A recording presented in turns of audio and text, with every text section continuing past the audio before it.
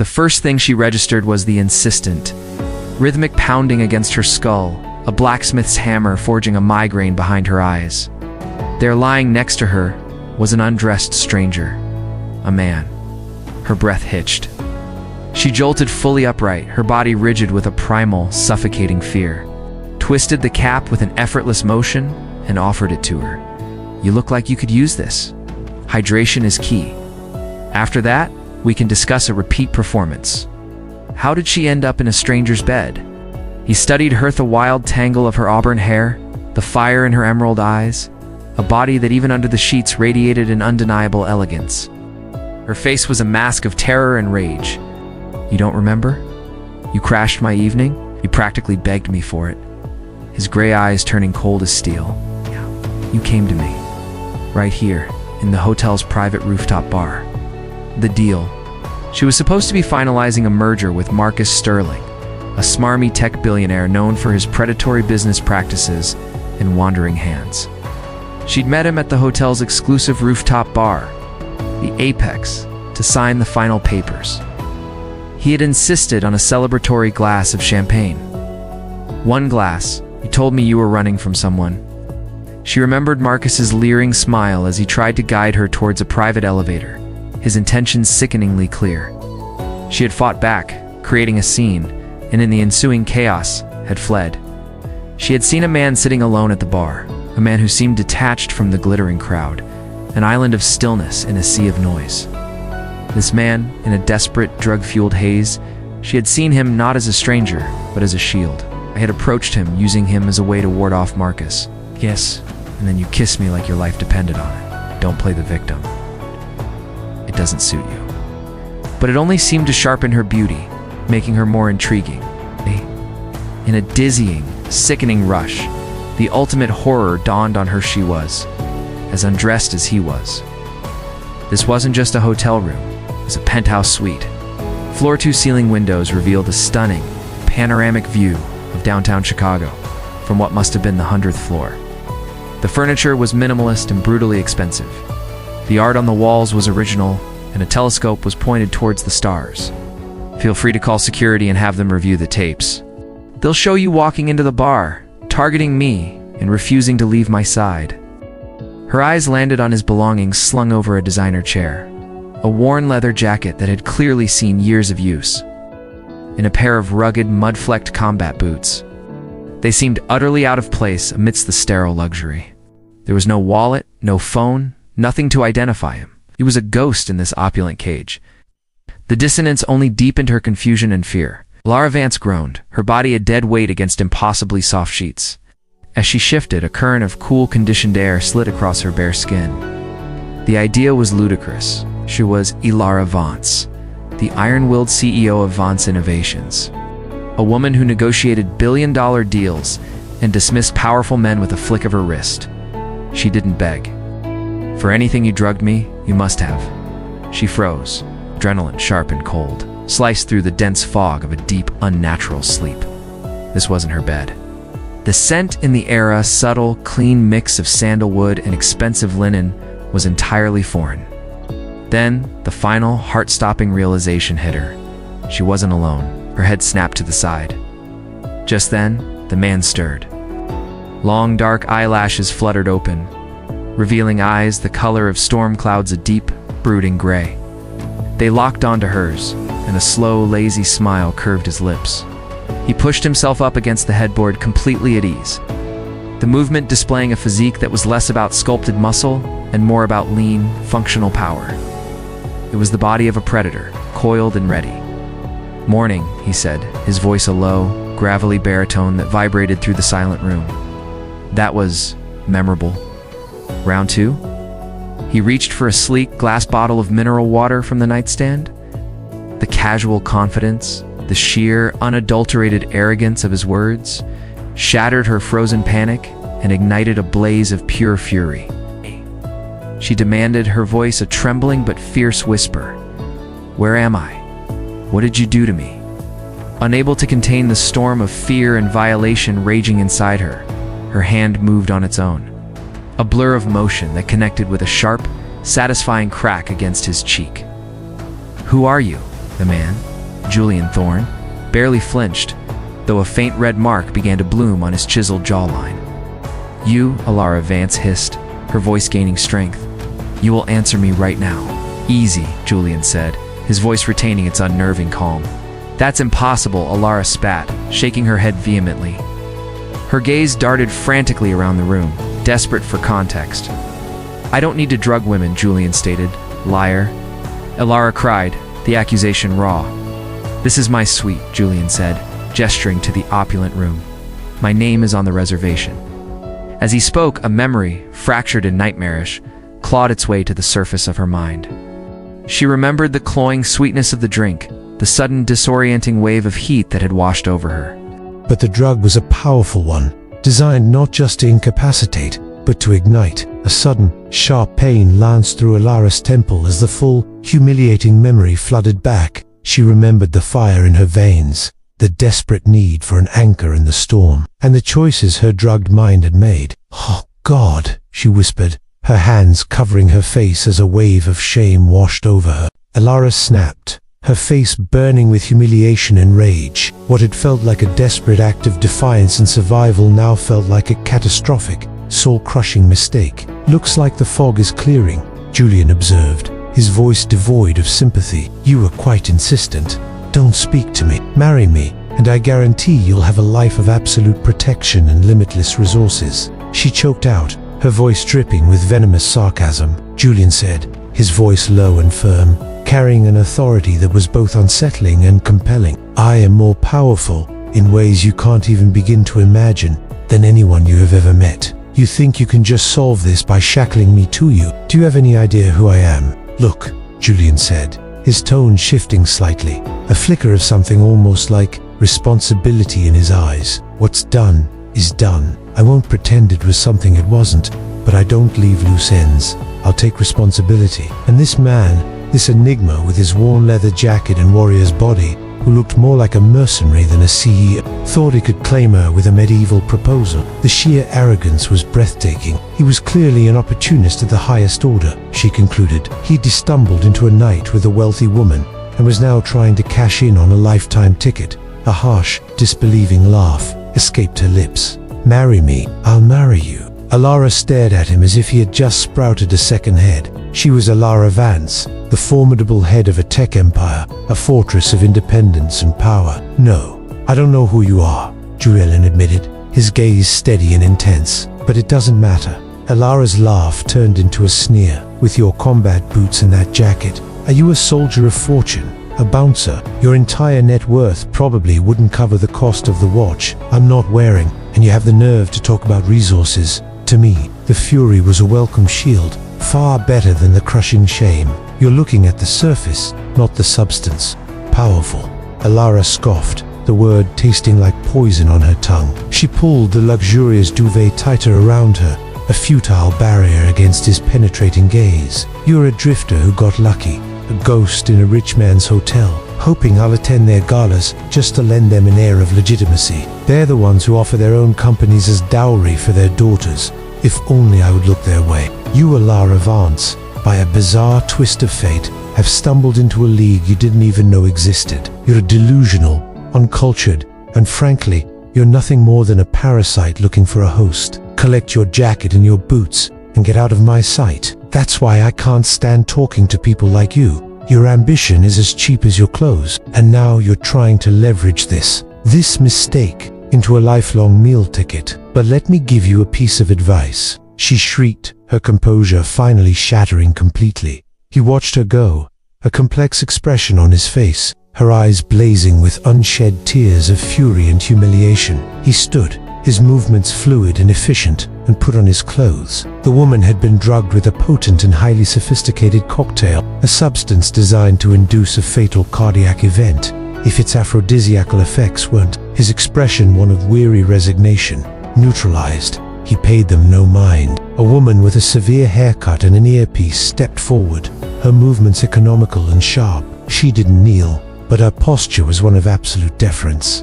"I told you," radio silence. No contact unless absolutely necessary. Saving her life had required an intimacy he hadn't sought. He slung the worn leather jacket over his shoulder and picked up his boots. Sergeant Everest, a set of encrypted data drives. They insisted you receive the initial assets immediately. She gestured to a nearby table where a sleek, matte black Pelican case sat. She opened it, weighing it in his hand before slipping it into his jacket. The car is a liability.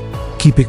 I'll use public transport, leaving her alone in the silent, opulent cage, backed by a consortium of sovereign wealth funds. It also functions as a global access key. We also received preliminary intelligence on your secondary objective. I'm a ghost here, Sergeant. Remember that. Inside, nestled in custom foam, was a satellite phone. She paused. They also delivered a vehicle, a McLaren and a single, heavy black credit card forged from anodized titanium. Is a citywide welcoming party your idea of no contact? He opened the door and stepped out into the private hallway. He was at the door when Elara emerged from the closet. Now his mission in Chicago was critical. A now deeply compromised woman was a variable he couldn't afford. Untraceable, unlimited line of credit. This complication was the last thing he needed. There is no door it will not open. And you, Julian Thorne, or whatever your name is, are the threat. It's in Bay 7, armored of course. Now dressed in her rumpled but still elegant evening gown, she scrambled out of the bed, wrapping the duvet around her like a toga, and stormed towards the suite's massive walk-in closet where she prayed her clothes from the night before were waiting, forming two perfect lines, creating a path for him.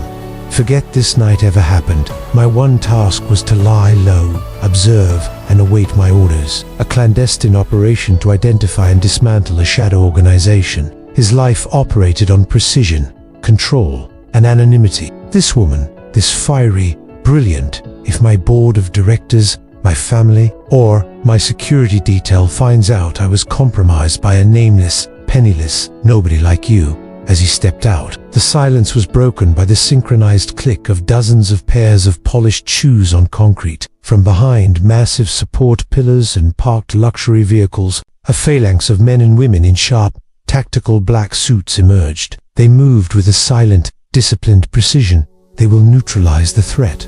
So keep your mouth shut and vanish. Julian's lips curved into a faint, humorless smile. It didn't reach his stormy gray eyes.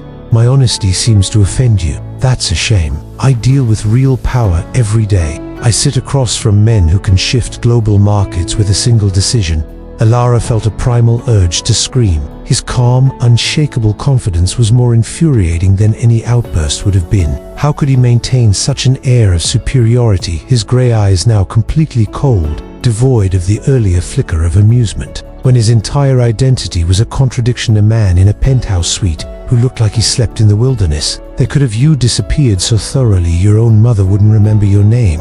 Your honesty, she sneered, her voice dripping with contempt. You mean your blatant attempt at manipulation? Don't insult my intelligence. Julian's smile widened slightly, becoming even more unsettling.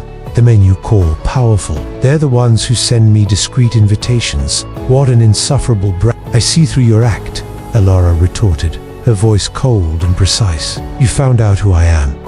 Julian began, the smile finally fading from his face. I am done speaking with you, she commanded, her CEO voice taking over. This is my suite, he pointed out calmly.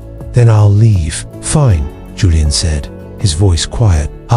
He started again, a final attempt to breach the wall between them. Go, she commanded, pointing a trembling finger at the door. As you wish. In the express elevator, its descent a silent, stomach-lurching drop. Julian leaned his head against the cool mahogany paneling. He wasn't lying. Damn it, he muttered to his reflection. The elevator doors opened onto a private, subterranean parking garage. It was just after dawn, the space cool and silent. As he walked between them, they executed a crisp, unified bow. Commander Thorne, she said, her voice a low, respectful monotone. The packages arrived. Julian looked at her. My apologies, Commander, Eva said, her face impassive. The directive came from a higher authority. The Centurion X, Eva explained. Julianne picked up the titanium card. Yes, Commander, she said. Julianne's focus sharpened. Report the secondary objective. Sir, Sergeant Rostova continued, her voice dropping even lower. Concerns the Orphan Protocol. We've confirmed its activation. Your file has been unsealed. She handed him a slim, encrypted tablet. Our analysts believe the key to unlocking it lies with a specific asset here in Chicago. The trail, however, is old and cold. Julian took the tablet, his thumbprint activating the screen. A single, heavily redacted file appeared. Most of the information was blacked out, but one name was clear. Vance. Whoever activated the Orphan Protocol knows she's the key. The attempt on her last night by Marcus Sterling wasn't just a personal assault. Sterling's company has deep, hidden ties to the same shadow organization we're hunting. There is one other matter. A personal request has been funneled through official channels. It's from Senator Miles Corbin. His son is suffering from a degenerative neurological condition that has baffled top medical experts worldwide. The senator is aware of your other qualifications. Find me a man, an old friend. His name is Leo. Used to be a corpsman. Last known location was a VA hospital somewhere in this city. He saved my life once, a long time ago. It's time I return the favor. He is discreetly calling in a major political favor, requesting a consultation. Drugging her was an attempt at leverage, a way to control her and, through her, gain access to her father's legacy. But whispers of the ghost healer sometimes surfaced in the highest echelons of power. A medic with an almost supernatural ability to diagnose and treat the impossible. His goodwill is valuable. Arrange a discreet meeting. Just confirming that the Sterling merger signing is being rescheduled. We're also enhancing your personal detail. Effective immediately. A chance encounter at a charity event. No official channels. A skill honed in the blackest of off-the-books operations. It was a capture attempt. Commander, you didn't just stumble into a personal drama. You intercepted an enemy operation. The late Elara Vance was the original architect of the protocol. She was the prize in a war she didn't even know was being fought. His mind a whirlwind of strategy and a strange, unfamiliar sense of unease. She'd showered 3 times, scrubbing her skin as if to erase the memory of a stranger's touch. But she couldn't erase the memory in her mind. She paced her living room, a tempest of fury, shame, and confusion. Her phone rang, and she snatched it up. He had a war to fight, a political favor to grant, and a personal debt to repay. But all of it was now tangled up with the image of a woman with emerald eyes and a spirit of fire. A woman who hated him, yet whose life was now his responsibility. Her routines, her security detail, her business dealings, her personal life. I want to know everything, but maintain absolute distance. Our unit cannot be detected. She cannot know she's being watched, especially not by us. And he, by a cruel twist of fate, was now the most compromised person in her orbit. We believe the access codes, or at least the key to finding them, passed to his heir upon his death. His daughter, Elara Vance Innovations, he said aloud, a muscle ticking in his jaw. The fiery, brilliant, and infuriating woman from the penthouse. The woman he had saved, slept with, and was now inextricably linked to, was not just a random complication. She was the mission. Yes, Commander, Eva confirmed, noticing his reaction. Julian stared at the name on the screen, a chilling, impossible coincidence settling over him. Is there a current threat assessment on her? Julian asked, his voice now dangerously calm. The stakes had just been raised exponentially. Elara Vance wasn't just a target. Eva replied without hesitation. A cold understanding washed over Julian. I need a complete workup on her, Julian commanded, his mind already calculating a dozen different scenarios. Understood, Commander Eva said. Julian's past was a closely guarded secret. Corbin is a key asset for our political cover, Julian mused. Yes, Commander. One more thing, Eva, Julian said, turning to leave. We'll find him, sir, Eva promised. As Julian left the garage, he didn't take a taxi. He walked, melting into the early morning cityscape. An hour later, Elara Vance stood in her own penthouse apartment, a sleek, minimalist space that felt like home. What? She snapped. Miss Vance, came the calm, professional voice of her head of security, a former Mossad agent named Kale. There was an incident. Miss Vance Kell's voice came through the phone, steady and professional, but with an underlying current of urgency. A multi-car collision on the lower expressway. It's affecting your primary route to the office. We're diverting your convoy. Kale, since when do you call me about traffic? She asked, her voice sharp with irritation. She was trying to piece her morning, her composure, her very identity back together, and a traffic report was the last thing she needed. Elara stood by the panoramic window of her own apartment, staring down at the city she usually commanded. An accident? This one had anomalous features, Cale continued, unfazed. Vance's security has diverted her convoy to Route B. They've spotted the primary anomaly, but not the secondary assets.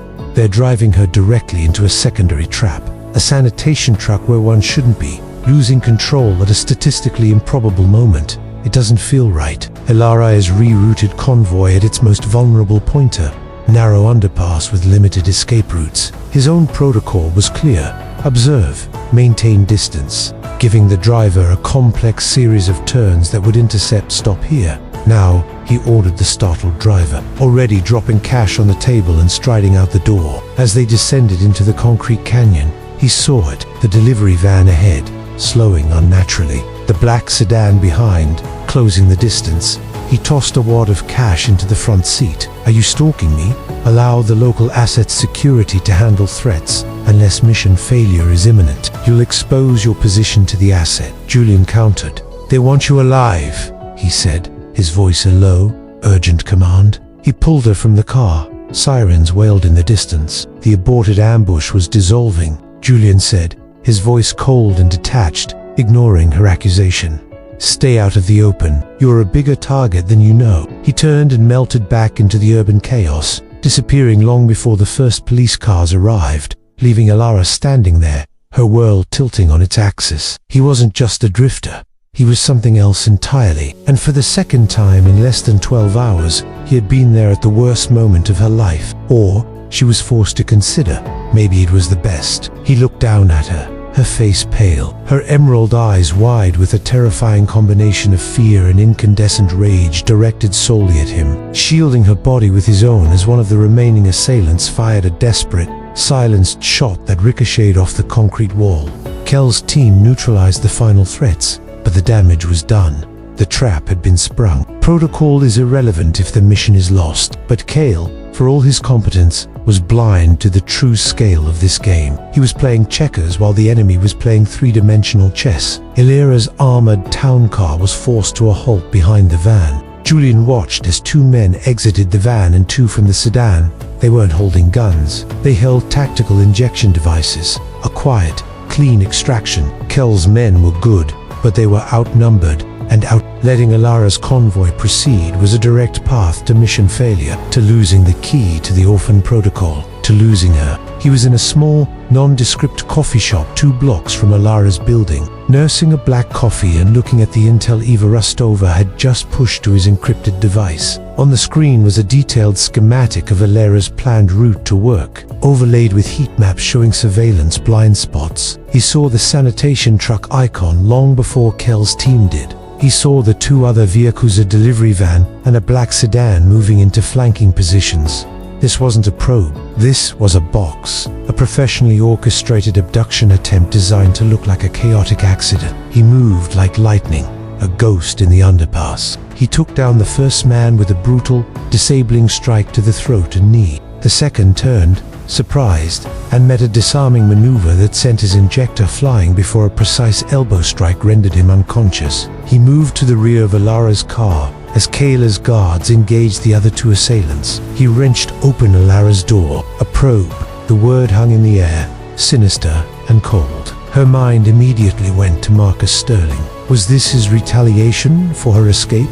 An attempt to intimidate her back to the negotiating table? She shook her head, pushing the thought away. Fine, Cale, handle it. She ended the call, the desire to bury herself in the familiar fortress of Vance Innovations, now a burning necessity. Control was her armor, and she desperately needed to put it on. We're treating it as a potential probe of our response time. Consider your movements for the next 48 hours to be under heightened scrutiny.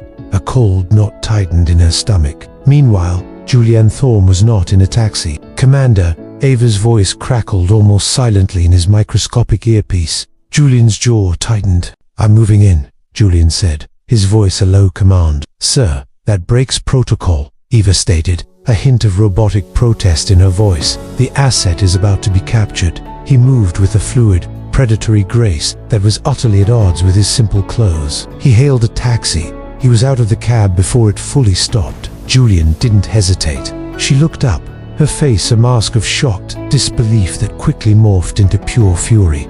"You?" she gasped. "No time," Julian grunted, grabbing her arm. "Get out, now, let go of me," she yelled, trying to pull away. "Your security is compromised." Julian pushed Elara behind the concrete pillar of the underpass. "This is the second time you've appeared out of nowhere," she accused, her voice shaking. "This isn't a coincidence. You need to listen to your security." "There was an incident." Ms. Vance Kell's voice came through the phone, steady and professional, but with an underlying current of urgency. "A multi-car collision on the lower expressway. It's affecting your primary route to the office. We're diverting your convoy." "Kale, since when do you call me about traffic?" she asked, her voice sharp with irritation. She was trying to piece her morning, her composure, her very identity back together, and a traffic report was the last thing she needed. Elara stood by the panoramic window of her own apartment, staring down at the city she usually commanded. "An accident? This one had anomalous features," Kale continued, unfazed. "Vance's security has diverted her convoy to Route B. They've spotted the primary anomaly, but not the secondary assets. They're driving her directly into a secondary trap, a sanitation truck where one shouldn't be, losing control at a statistically improbable moment. It doesn't feel right." Elara has rerouted convoy at its most vulnerable pointer, narrow underpass with limited escape routes. His own protocol was clear: observe, maintain distance, giving the driver a complex series of turns that would intercept "Stop here." Now, he ordered the startled driver, already dropping cash on the table and striding out the door. As they descended into the concrete canyon, he saw it, the delivery van ahead, slowing unnaturally, the black sedan behind, closing the distance. He tossed a wad of cash into the front seat. "Are you stalking me? Allow the local asset's security to handle threats. Unless mission failure is imminent, you'll expose your position to the asset," Julian countered. "They want you alive," he said, his voice a low, urgent command. He pulled her from the car. Sirens wailed in the distance. The aborted ambush was dissolving, Julian said, his voice cold and detached, ignoring her accusation. "Stay out of the open. You're a bigger target than you know." He turned and melted back into the urban chaos, disappearing long before the first police cars arrived, leaving Elara standing there, her world tilting on its axis. He wasn't just a drifter. He was something else entirely, and for the second time in less than 12 hours, he had been there at the worst moment of her life. Or, she was forced to consider, maybe it was the best. He looked down at her, her face pale, her emerald eyes wide with a terrifying combination of fear and incandescent rage directed solely at him, shielding her body with his own as one of the remaining assailants fired a desperate, silenced shot that ricocheted off the concrete wall. Kell's team neutralized the final threats, but the damage was done.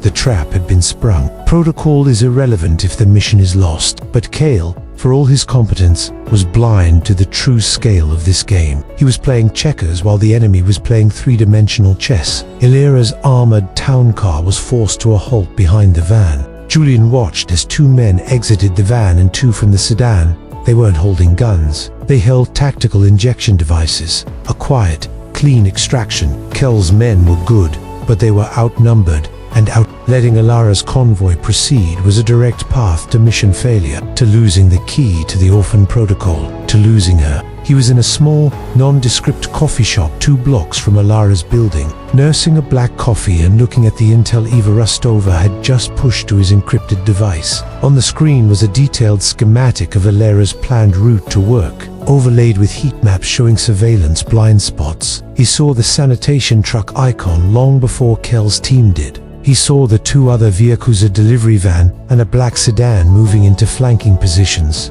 This wasn't a probe. This was a box. A professionally orchestrated abduction attempt designed to look like a chaotic accident. He moved like lightning, a ghost in the underpass. He took down the first man with a brutal, disabling strike to the throat and knee. The second turned, surprised, and met a disarming maneuver that sent his injector flying before a precise elbow strike rendered him unconscious. He moved to the rear of Elara's car as Kayla's guards engaged the other 2 assailants. He wrenched open Elara's door. A probe. The word hung in the air, sinister and cold. Her mind immediately went to Marcus Sterling. Was this his retaliation for her escape? An attempt to intimidate her back to the negotiating table. She shook her head, pushing the thought away. Fine, Kale.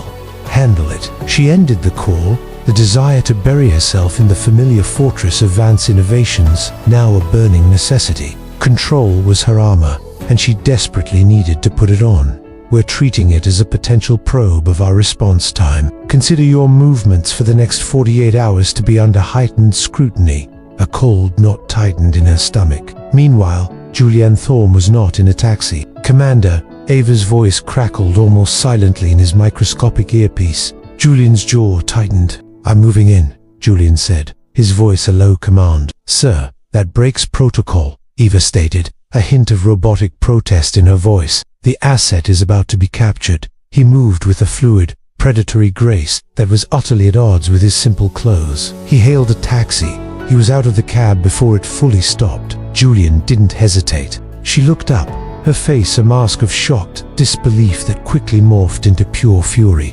You? She gasped. No time. Julian grunted, grabbing her arm. Get out. Now. Let go of me. She yelled, trying to pull away. Your security is compromised. Julian pushed Elara behind the concrete pillar of the underpass. This is the second time you've appeared out of nowhere, she accused, her voice shaking.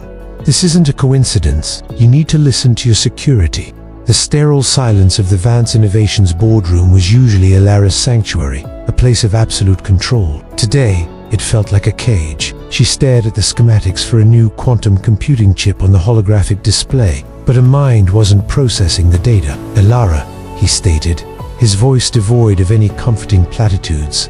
The sanitation truck was stolen. The driver is a ghost. The traffic lights on that route were tampered with via a remote hack. From now on, you are on total lockdown. No public appearances without my express clearance. The men we apprehended are carrying no identification. They've given him 6 months. He walked over to Lucas, his gaze calm and intensely focused. He didn't use machines or instruments. He simply observed. It's not a disease, Julian said quietly.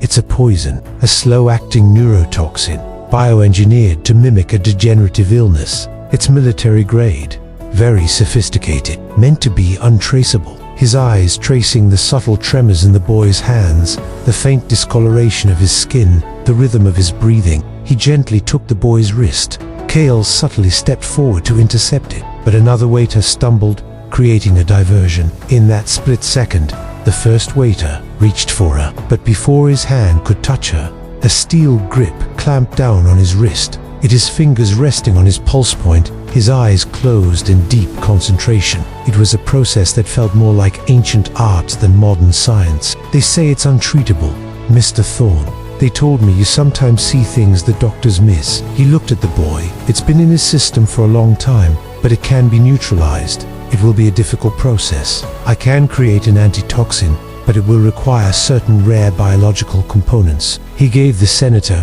a handwritten list of highly obscure botanical compounds. Get these for me, all of them, and your son will walk again.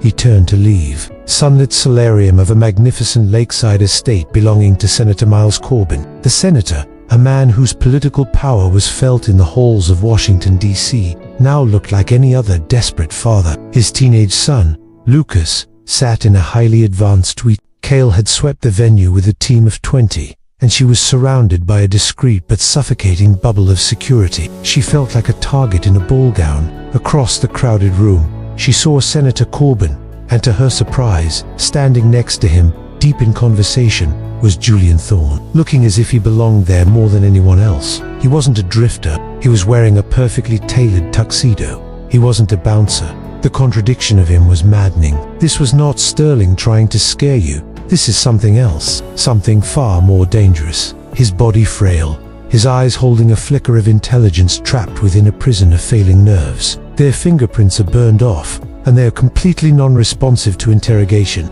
It was replaying the chaos in the underpass. What do they want? She asked, her voice barely a whisper. It was a professional hit, the chilling efficiency of the attackers, and the impossible appearance of Julian Thorne. Kale stood before her desk, his face grim, a genuine fear, cold and sharp, pierced through Elara's anger. This wasn't about a hostile takeover anymore. Someone wanted her. We don't know, Cale admitted, and the admissions seemed to cost him. But we know they are sophisticated and wealthy. As Elara grappled with her new reality as a target, Julian was navigating a different world. He stood in the quiet. That would be payment enough. The doctors call it a variant of an unknown motor neuron disease, the senator explained. A high society event. Elara was contractually obligated to attend. Julian didn't respond immediately. After a long moment, he opened his eyes. The senator and his wife gasped. Poison, but who would? ... That's a question for your security, Julian said, cutting him off. My concern is the cure. Wait, the senator called out, his eyes shining with a desperate, renewed hope. How can I ever repay you? Stay, my friend, in Washington, Julian said simply. That evening was the annual Chicago Benefactors Gala. As she watched, a waiter approached her with a tray of champagne.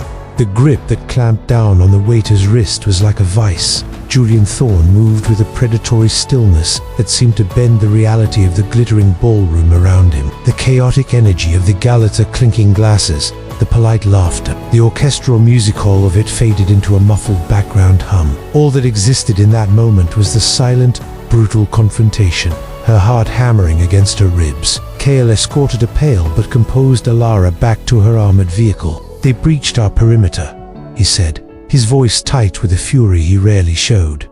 They used the event's own staff uniforms, not just in the apartment, but in the entire city block. The backup generators failed to kick in. The emergency lights flickered and died. The reinforced, magnetically sealed door to the apartment hissed open. Elara's blood ran cold. Cale and his team were stationed outside. For the door to open meant they had been neutralized. They knew our protocols. We are dealing with an organization with superior intelligence capabilities. Who are they? Elara demanded, clutching the award like a weapon. As of this moment, your apartment is no longer secure. He walked over to the massive window that looked out onto the city. This is our only way out. How did you get in? We're moving you to a corporate safe house. He was already attaching a small, powerful suction device to the glass and using a diamond wire cutter to silently carve out a large section. He secured the rope to a massive structural support beam he exposed in the wall. He tossed her one of the harnesses. Put this on. I am the only chance you have of surviving the next 10 minutes. He pulled a compact coil of high-tensile rope with 2 harnesses from his worn leather jacket that seemed to hold an impossible amount of gear. They were coming. Fair enough. Rappelling down the side of the skyscraper into the stormy, windswept darkness of the Chicago night, he clipped her harness to his, then to the rope. Hold on tight. And whatever you do, don't look down. Elara looked from the dark, compromised hallway to the sheer, terrifying drop outside the window, and then at the man standing before her. A ghost who operated by his own rules, but he was also the only person who had successfully protected her. He was a complete enigma. Her survival instinct, the same one that made her a titan of industry, took over. She made a choice. This was the 3rd time. If I die, she said, her voice trembling but defiant, I'm haunting you for eternity. Equipped with its own power, water, and air filtration systems, it was a luxurious prison. It was designed for exactly this kind of crisis. For 2 days, Elara was trapped, pacing the confines of the apartment like a caged panther, cut off from her company, her life, her control. The only information Cale would give her was that they were analyzing the threat. The 3rd time he had appeared from nowhere at the exact moment of an attack. The idea of coincidence was no longer just improbable. It was laughable. They cut the power grid and used a localized EMP to fry your backup systems and electronic locks. Your security team is unconscious, not dead. I made sure of that, but we have to go. Now, this location is compromised. They'll be here any second. He wasn't stalking her, grabbing the heaviest object she could find, a solid crystal award from a shelf. The hallway outside was pitch black. A figure stepped through the doorway, a tall silhouette against the faint emergency lighting from the far end of the corridor. He wasn't an opportunist. He was protecting her. But why, and from whom? The mystery of him was more terrifying than the men trying to kill her. The waiter, his face a mask of professional calm just a second before, now showed a flicker of shock, then pain, as Julian applied precise, excruciating pressure to a nerve cluster.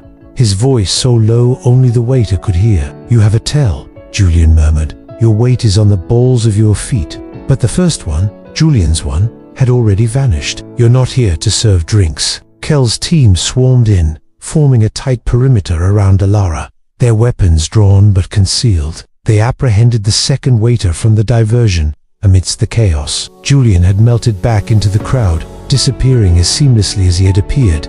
"You're here to strike." Before Kale or his security team could fully react to the initial diversion, it was over. Julian twisted the man's arm in a way it was not meant to bend, forcing the hidden syringe from his sleeve to clatter onto the marble floor. With a swift, disabling jab to the man's neck, Julian neutralized him, propping the now limp body against a column, as if he were merely a guest who had too much to drink. The entire exchange took less than 3 seconds. Owned by Vance Innovations through 3 shell corporations, the room erupted in a flurry of hushed panic and confusion. Elara stood frozen in the center of the security bubble. The gala was cut short. The safe house was a sterile, windowless apartment in an anonymous downtown high-rise. On the 3rd night, the power went out. She backed away from the door, his eyes scanning the room, his ears attuned to sounds she couldn't hear. "Don't scream," the voice said. It was Julian Thorne. "You," she breathed, a mix of terror and a strange, unwelcome relief flooding her. "They got past my security, the same way they did," he said, stepping inside and letting the door seal behind him. "Go where?" "There's no time to explain," he said. "That's a 100-story drop," she cried, horrified. And with Elara Vance clinging to him, Julian Thorne stepped out into the void. Julian didn't answer. "You're insane," she said, backing away. "Staying here is suicide," he countered, his voice calm and absolute. The sound of approaching footsteps echoed faintly from the hallway. She put on the harness. A ghost of a smile touched Julian's lips. He kicked out the pane of glass. The descent was a terrifying, heart-stopping blur of wind, rain, and flashing city lights far below. Elara squeezed her eyes shut, pressing her face against the rough texture of Julian's jacket, her life entirely in the hands of this stranger, which he then released, letting it fall into the dark alley below, and out into a deserted side street, where a battered, anonymous-looking sedan was parked. "Get in," he said. "We move," he commanded, pulling her towards a rooftop access door. "They'll have drones sweeping the area within minutes." He moved with an incredible, unnerving confidence, his feet finding purchase on the glass facade, controlling their descent with practiced ease. They landed 30 floors below on the rooftop of an adjacent building, a flat gravel-covered space littered with air conditioning units. "Your father, Julian Vance, was a brilliant man. He foresaw the rise of organizations like the Scion Consortium. They can't force you. The activation requires your willing biometric consent under specific emotional parameters. They know this. Their plan is more insidious. Leo, he's checked into the St. Jude's Veterans Care Center. But there's a complication. They intend to use their own resources to trigger a global-scale financial or infrastructural crisis. The name signed in just yesterday was Marcus Sterling. They're hunting my past. They're trying to find my weaknesses. Something so catastrophic that you, as a person of conscience, would feel compelled to activate the protocol to stop it." Finally understanding that the danger she was in was intrinsically linked to him. They were 2 strangers, bound by a night of desperation and now trapped together in the center of a vast, deadly conspiracy. They were each other's greatest liability and only hope for survival. They want to trick you into unleashing their greatest enemy for them, which they would then be prepared to contain and co-opt. He knew his work in Quantum A could be twisted into a weapon of unimaginable control. The Orphan Protocol is his countermeasure. Let's just say, I work for an independent organization with a vested interest in maintaining the global balance of power. We are the people who hunt the hunters. He pulled the car into a darkened, underground garage beneath an old, abandoned warehouse. "We're here. This is a secure location. You'll be safe for now. Who are you that you know all this?" "The CIA. It's not a program. It's a dormant, decentralized AIA digital ghost designed to hunt and dismantle any network that tries to achieve technological supremacy. It's the most sophisticated cyberweapon ever conceived, buzzing with the quiet hum of servers and dotted with analysts staring at screens." Eva Restova met them at the door, her face impassive. She handed Julian a tablet, and its activation key is biometrically linked to you. He unclipped them from the rope. Her father wasn't just a brilliant inventor. He was a player in a secret war, and he had made her his own daughter. The key, so they were trying to capture me to force me to activate it for them. He led her through a labyrinth of service corridors, down flights of stairs. Inside the car, the adrenaline began to fade, replaced by 1,000 burning questions. "Who are you?" Elara asked, her voice finally steady. "And who are the people trying to kill me, and why?" Julian started the car and pulled out into the spa's late-night traffic, his eyes constantly checking the mirrors. "The second question is easier to answer than the first," he said. "They call themselves the Scion Consortium. They're a shadow organization, a cabal of industrialists, tech moguls, and rogue intelligence agents who believe global stability can only be achieved through controlled chaos and technological dominance. And what do they want with me?" "They don't want you," Julian corrected her. "They want something your father created, something called the Orphan Protocol." The name hit Elara like a physical blow. The Orphan Protocol. It was a phrase she hadn't heard in years, a ghost from her past. It was her father's last, most secret project, the one he spoke of only in hushed, paranoid whispers before his accidental death in a boating incident 5 years ago. He had told her it was a failsafe, a key to protecting his life's work. "How do you know that name?" she breathed. "Because my mission is to secure it before they do," Julian replied. Elara stared at him, her mind reeling. "No," Julian said, his expression grim. The sheer, diabolical complexity of the plan was staggering. Julian was silent for a moment as he navigated the dark city streets. He led her into a Spartan but fully equipped operational headquarters. Commander Eva said, "We found him. They got to him," he whispered. "They're not just after Elara." On the screen was the medical file of a man named Leo, his face older but recognizable to Julian. Next to it was a visitor log. Julian's blood ran cold. He looked at Elara, who was staring at him.